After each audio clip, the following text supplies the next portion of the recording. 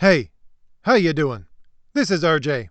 So, I get a lot of questions from people saying, can you give us some examples about what kind of hero today isn't a traditional hero? What kind of hero today is broken? And what's wrong with them? And I think the character to put my finger on easiest is Batman. So I want to do a small character study, a very focused character study on Batman, and show you why he is not a traditional hero anymore, to show you how these quote-unquote progressives have actually changed the character into something he was not originally meant to be, and how this is a cultural thing, not just a takeover from progressives thing. It is cultural. And of course, this may get back to my comic book roots and see if that might actually drum up my viewer count a little bit, because over the last 6 months, it's dropped almost on every video about to 1/3. Now, whether or not that's because people are getting bored with my comment or that YouTube is burying the fact that I'm making new videos, I don't know. I'll assume it's my problem. But anyway.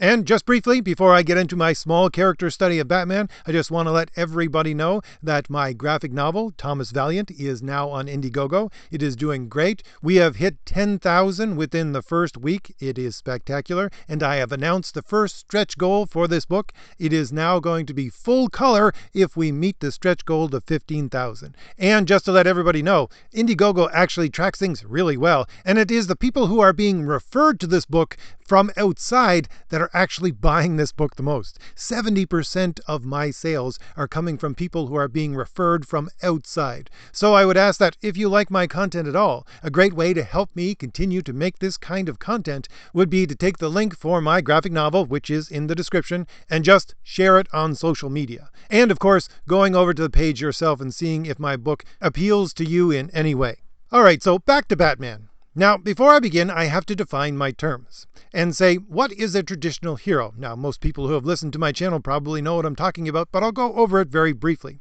A traditional hero is the way a hero has been defined by Western civilization for more than 3,000 years now. Yes, for the last almost 100 years, it has been defined as something else, but I would say that's just a blip on the screen. It's going to go back to what it was. This new quote-unquote hero that is being promoted in our civilization is about to fall. You can see that with the amount of people who are disgusted by this new idea of quote-unquote hero. And that 3,000 years of history of what a hero is going to swallow that new hero idea whole and wipe it away like a tsunami. And a traditional hero, according to Western civilization, is a hero that is a paragon of virtue. And those virtues are very specific in number and order. And this is something that affects the character of Batman immensely. It is at the core of what the character was originally meant to be. But again, I'm getting ahead of myself. A traditional hero, a paragon of virtue, is someone who lives out the 4 virtues. And those virtues are preceded by something called right reason. Now, right reason is your thought, your reason in accord with reality. It's not reason in accord with some kind of internal rules in a box. It's the rules of reality govern how you reason. And when you reason in this way, you will actually get to where you're planning to go because, of course, you're calculating according to reality. So you subject your reason to the dictates of reality, to the principles and universals of reality. And that leads to the virtues. The virtues being, in this order, prudence, justice, fortitude, and temperance. Prudence is correct decision making. So if you're having your reason directed by reality, when you make a decision under that, it can be a prudent decision. That is, a decision that is actually going to work out in accord with reality. That's the first virtue. And when you have prudence, then it can lead into justice. Justice, again, is you living according to reality and actually making prudent decisions, and part of those prudent decisions would be to treat other people as they should be treated according to their nature and the nature of reality. And treating them that way is treating them justly. It is treating them in a way that renders to everyone what is their due. And when you practice the virtue of justice, it leads into fortitude, also known as courage. Because this courage, this fortitude, is indeed needed for you to live out those principles of justice and prudence and right reason. Because, of course, you can't just have them in your mind. You must live them out. They must be a part of your life. And that is something that requires fortitude in this world. It is not something that is going to come easy. You're going to have to fight for it. So you need fortitude. You need courage.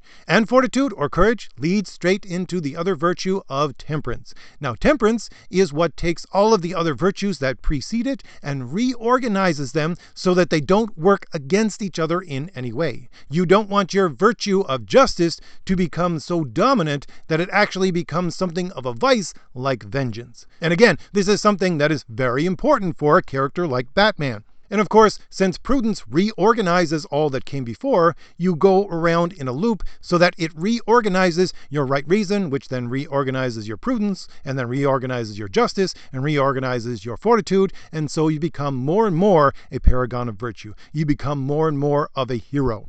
Now, to define my terms about what I'm going to talk about with Batman, I'm going to talk about the current Batman and how he is no longer a traditional hero. So I'm going to look at that Batman and the previous iteration of Batman, which started basically in the 70s and went up to about the late 90s. The new Batman really started within the late 90s, early 2000s. Those are the two Batmans that I'm going to concentrate on. I'm not going to look at really the campy 50s and 60s version of Batman, nor am I going to go all the way back to the origin of Batman and look at that original character, except to say the following. The origin of Batman is very telling towards what the character should be. The origin of Batman was in Detective Comics, and this is exactly what Batman is supposed to be. He's supposed to be a detective.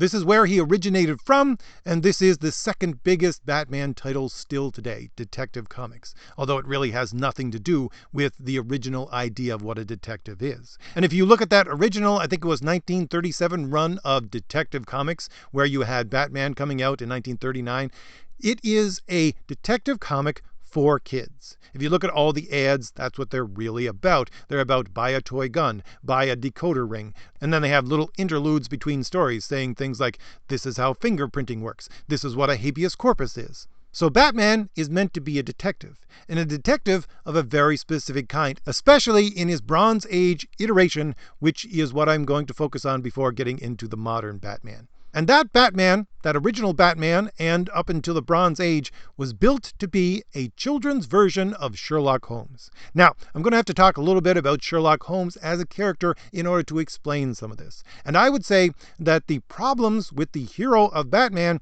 are the exact same problems you get with the character of Sherlock Holmes within his two iterations that are most popular today, which would be the Robert Downey Jr. version in the movies and the Benedict Cumberbatch version in the television. Both of those characters are not the original character of Sherlock Holmes. They are missing something essential, and it is the same essential thing that is missing in Batman, which is not surprising because Batman was originally built to some extent as a child's version of Sherlock Holmes, as a detective in that vein of detectives. And you can see this very easily within the Bronze Age comics of Batman, especially the Neil Adams run, where you get crossovers with Batman and Sherlock Holmes because, as it is billed, they are the two greatest detectives of all time. Or you get things like the introduction of Batman's greatest villain, which would be Ra's al Ghul, and he is always focused on the fact that Batman is the detective. That's what he calls him. That's his name for him, the detective. And so the point with this character of Batman, as a reflection, a sort of simplified version of Sherlock Holmes, is that Sherlock Holmes, of course, uses deductive reasoning. And this is at the heart of the problem. The problem is that Batman, nor Sherlock Holmes, actually uses deductive reasoning anymore. Now, briefly, what is deductive reasoning? Well, it's a kind of reasoning according to logic. Again, you take universals, you take principles which are determined by reality, again, back to right reason, and then you abstract downwards to find out what the specific thing is happening because you know the universals and you know the principles that are actually governing the actions of the people and the reality around this situation. And this is really the point of what Sherlock Holmes is as mystery stories, and what the whole genre of mystery stories that mimic this are all about. Because what these characters do is that they take the rules of reality that govern our world, and they are imprinted almost directly onto the story. And that's a very good way to tell a story. Again, going back to the definition of Aristotle in 400 BC, which is a definition that is carried forward for thousands of years now, is the fact fact that a story is a representation of reality. And this is what happens in a good mystery story, because the fact is that the reader, in part, is reading this because they want to see if they can deduce what is actually going on and who committed this crime before the detective in the story actually does. And the only way that that can actually happen is if the rules of the story are actually mimicking exactly the rules of external reality and the rules of external reasoning. Because if they have some kind of internal story reasoning that doesn't actually translate into reality, then the reader can't actually follow along and take up that challenge of whether or not I can actually solve this mystery first. And so you are prompted, as a mystery story reader, to use your deductive reasoning according to reality to try to figure out what is going on within the story.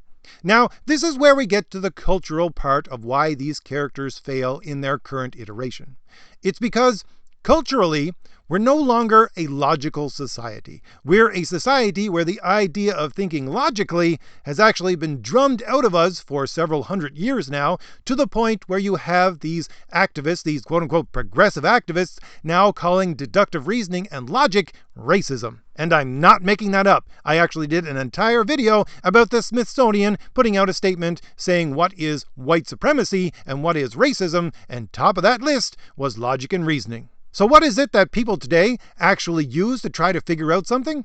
Well, it's information. We've become a culture that is focused on information, and everybody's trying to get as much information as possible. And they think information is power. But information is not power, because you can have faulty information. You can have a whole bunch of faulty information, and if you base your reasoning upon faulty information, you're going to get a faulty conclusion. Now, this is why I detest current educational systems, because it's based upon the idea that information is power, and that you need to get as much information into your brain as possible. This is something you do not have to do. If you wish to become an intelligent person, if you wish to become a wise person, this is exactly what you don't do.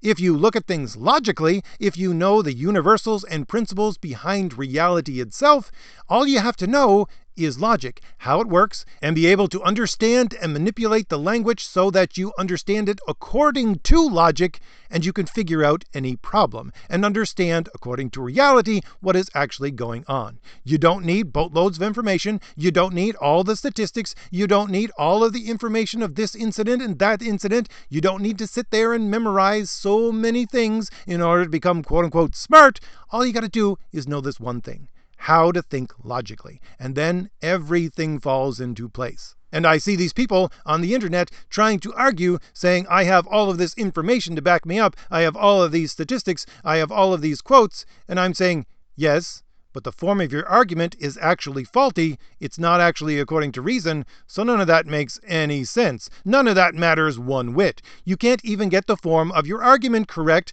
therefore everything that follows, all the matter that you have that you think is backing you up and is actually supposedly proving your point, mean nothing, because you have a faulty form of your argument according to reason and logic. And unfortunately, this has of course bled into the culture and bled into these kinds of characters. These characters, especially Batman and Sherlock Holmes. If you look at the current iteration of Batman, he is, in a sense, super preparedness man. He uses all of his millions and billions of dollars to prepare for every eventuality. And so it is the same with the current iterations of Sherlock Holmes. If you look at the Robert Downey Jr. version, which I like very much, but isn't Sherlock Holmes, he is actually someone who sees everything. He sees everything, he takes note of everything, his mind works in a supercomputer way, so that everything, all of that information coming into him is processed and processed very quickly. The same with the Benedict Cumberbatch version of Sherlock Holmes. He has a memory palace, wherein he puts all of the things that are important that he needs to remember, and he needs to have this giant treasure trove of information at his beck and call in order to understand what is going on in order to solve the mystery. And the point is that none of these characters actually use deductive reasoning anymore. They, like most people today, buy into the idea that information is power, that we need information, and that logic and reason are actually stodgy old things that we no longer have to deal with. Because, of course, they lead to, or are specifically themselves, racist or something of the like. And of course, the reason why they call it racist is because you can completely obliterate and destroy any argument of any progressive simply by applying some simple logic and reason to it. They cannot stand up to it in any way. And so, of course, they need to try and get rid of it in the only way that they know how, emotionally. So back to Batman being super preparedness man. Again, the point of this current iteration of the character is that he is ready for any eventuality, and that is his quote-unquote superpower. Because of course, it's all based upon information. He just collects massive amounts of information. And this can be seen in story arcs like Brother Eye. And just briefly, this is also the reason why the very current, over the last couple of months version of Batman and any other iteration of Batman, like the future state version of Batman, is not actually going to be Batman in any way. Because A, according to the quote-unquote progressive ideology of the people writing these characters, they cannot go back to being a detective in the logical sense, but they're trying to get him away from the fact that he's a millionaire or a billionaire, and he can use all his money and throw it around to be super preparedness man, because of course, according to them, most of them being socialist minded, money is evil. When they get rid of that, all you got left is a brawler. All you got left is a character, something like Daredevil, but doesn't have any superpowers. And that kind of a character is going to fall flat, because it has been done much, much better in other characters, again, like Daredevil. But back to the main point of why this character is no longer a hero. The thing is that Batman does not need to prepare for every eventuality using his wads of cash to do so if he was able to use logic and reason according to how they act within reality. Because of course, the whole point of acting logically and rationally is the fact that you don't have to prepare for every eventuality, you just have to know the norms of logic and reason according to reality, and you can be prepared for any eventuality. But of course, again, the people who write Batman and the people who control comics from top to bottom right now have to reject the idea of logic and reason because it destroys their ideology, and therefore they can't have this character to be in its original form. And again, I would say that the exact same pattern holds for the current iterations of Sherlock Holmes.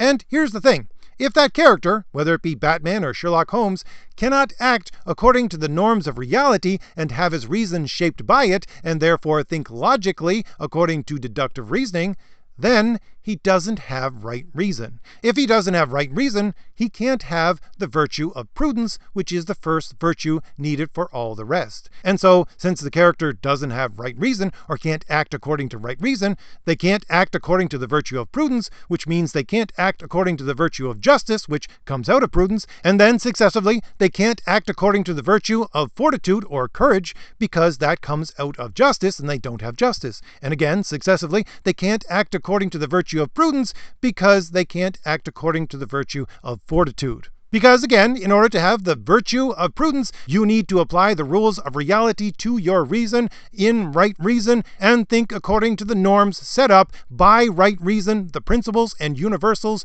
of this universe that we live in. But of course, your quote-unquote progressives cannot apply those norms, those principles, those universals to anything because, of course, it destroys everything in their ideology. Therefore, you can't have characters that are using these principles and these universals to solve problems. So the point being that if they don't have right reason, they don't have any of the virtues, and if a hero is a paragon of virtue, then they are simply not heroes in the traditional sense. But from that, I would say, do people still find these characters interesting? I would say yes, but they're not the same characters they were originally meant to be. And in removing them from their initial way of thinking and their initial motivation of how they do things, they destroy them as actual traditional heroes. And it also, I would say, destroys their connection with the everyday man. Because, of course, I don't know what it's like to be Bruce Wayne. I don't know what it's like to have billions of dollars at my disposal so I can prepare for any eventuality. So I really have no connection mentally with this character. But I have a great connection with the character if he's trying to solve a mystery and I'm trying to solve the same mystery and I want to see if I can get there before he does because we're both using the same principles and universals that govern reality because his is a mirror of mine. That is a character that I can get behind. That is a character that I can understand. And if I want a better character who uses his billions of dollars to prepare for things in a superhero kind of way that actually might look like a hero, I'll go to Iron Man. If I want a better version of a brawler who actually can be considered a hero, I'll go to Daredevil. Again, a caveat to that, I'm not going to the current iteration of Iron Man, and to some extent, not the current iteration of Daredevil, although that still has a strain of him actually being a hero in it. And to get back to my original point, this is the entire reason why current cultural institutions are the way that they are, why they're in such dire straits. It's because they promote ideas like information is power, instead of let's think clearly, rationally, and logically. And of course, this is the subtle kind of storytelling that is destroying the culture around us. The slow and subtle movement from the late 90s to now the 2020s of this current character of Batman moving away from a character that uses reason and logic to being super preparedness man, because of course it's all about information, because of course we no longer trust reason and logic. That is the backdrop of the entire story, and that is what these quote-unquote progressive people who are writing these stories are selling their entire audience in the background, because it's the only way that they can think. And so I would say to my audience, if you truly wish to reclaim your heroes and reclaim the greatness of those heroes, the best way that you can do it is actually to begin to act heroic in your own life. It is to begin to look at the way that you think, your motivations for things, and say, wait a minute, this isn't actually rational. Wait a minute, this isn't actually virtuous. Wait a minute, why am I doing this? Why am I doing that? Even in small ways, just to understand that the culture is actually trying to beat that out of you is something that is supremely important. It will show you exactly what is wrong with all of these things that rub you the wrong way in current culture. Again, because you don't need to have every last piece of information, you simply have to think rationally and logically, which, although it is a hump to try to get over that original way of thinking and understand how that exactly works, once you get over that hump, things become so much easier. Things become clear as crystal. And the greatest benefit for all of this is that it will allow you, within your own life, to become the version of the hero that you yourself wish to see on the page. So, if I've given you anything new to think about, hit like, hit the shield in the lower right-hand corner of your screen to subscribe, and leave me a comment. Tell me what you think about all this. And again, I would ask you that if you enjoy my videos at all, that you please consider looking at the link in the description for my graphic novel to see if it appeals to you in any way, or at the very least to share it on social media so that the word can get out there about the existence of my graphic novel, and see if anyone else that you know actually wants to read a story about a traditional hero. All right, I'll see you later. Bye.